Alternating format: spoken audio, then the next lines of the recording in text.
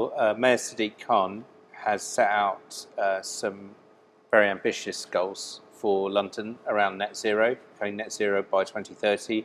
Also in the field of transport, by 2040 we want 80% of people to be walking, cycling, using public transport.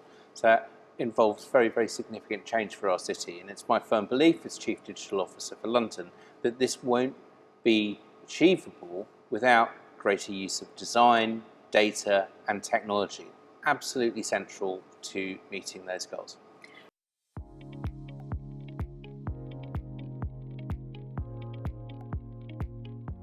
Already we're using data in London through maps and visualizations.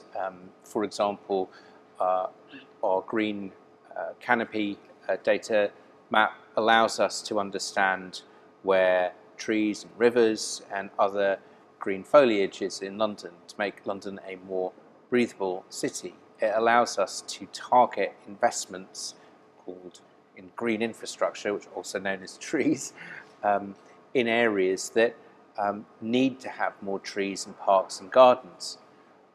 So we're doing that on that kind of like fairly sort of traditional level of kind of like where are the kind of green deserts in London.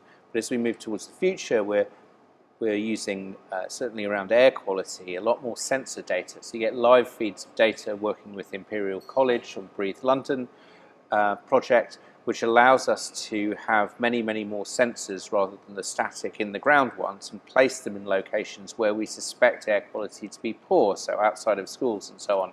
So we're moving from, in a sense, kind of more traditional view of data and use of data to kind of sort of drive investment into ones which we have a much more dynamic, fluid view of data, especially around air quality.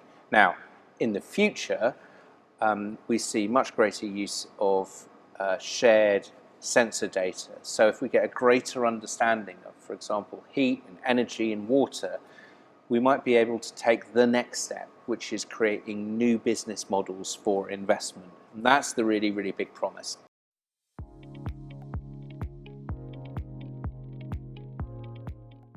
Yeah, the need for new business models to tackle climate change is based upon whether you think that all of the money, or even a large part of the money, for us to become net zero, all of the money needed to retrofit the city is going to come from central government. And I'm afraid it won't. The sums are just simply too high for cities to transform purely through taxpayers' money. So the idea of cities becoming market makers, where we can, through data, create new investment models to put in solar panels, to put in heat pumps, to put in district energy systems.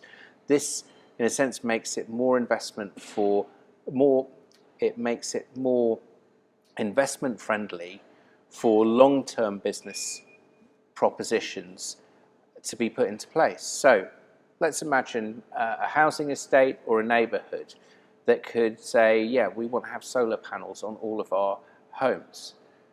The city then acts as the sort of vehicle for a procurement of that nature, allows all of the, negotiates all of the legal consents, so takes, in a sense, the risk of that investment away.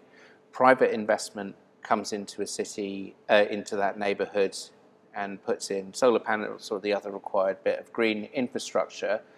And the saving to the customer and the investment return to the company is worked out. So long-term deals to green neighborhoods. And I think, you know, that's a really exciting potential, but it's only going to happen if we can use data to model them. So new business models, think of it like when 4G came around, it allowed us to do more peer-to-peer sharing. So more Uber and car sharing and all sorts of other Airbnb, property sharing, all sorts of things came onto the market because the technology and the data enabled us to match supply and demand and need. The next generation of technology will enable us to do potentially the same thing.